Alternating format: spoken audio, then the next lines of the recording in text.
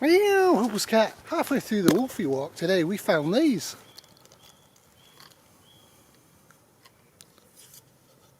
4 little painted turtles. There you go. Now we're going to leave them be. International Turtle Rescuers. Our politicians and our media are entirely bought lobbyists for oil. Make no mistake about that. They're entirely bought and they churn out lies and misinformation and misdirection on this topic and have been doing so for 40 years. Okay, just come back to the issue of tactics and your strategy. Pivot! But a collapse of society caused by refusal to change, knowing that change is the only way to avoid collapse of society, is in fact genocide and is in fact really, really annoying and futile. I haven't done many climate change videos for a while. I think most people understand the message. Some people are resolutely sticking to denial and good on you. But there is no data to back up your claims and the data that you believe in is actually faked. However, what can you do as an individual?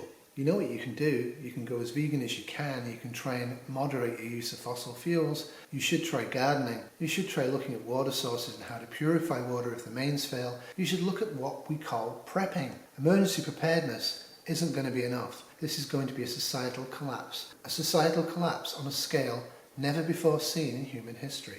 When I taught at university, I taught global health, and around about 2012 I started to notice something, and around about 2013 it bothered me enough to start looking at data.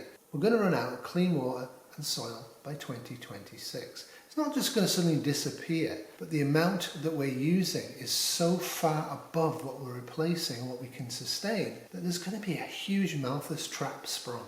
All throughout human history, population rises, is steady, using all the resources it's got, uses too many resources, collapses, and so on and so forth in regular patterns. Till about 1800. 1800 we figured out we could steal oil out of the ground and we could burn it and we could use that to replace a lot of the Malthus traps, and we've avoided Malthus's trap for over 200 years. And during that 200 years we should have done a lot of things differently to avoid it coming back.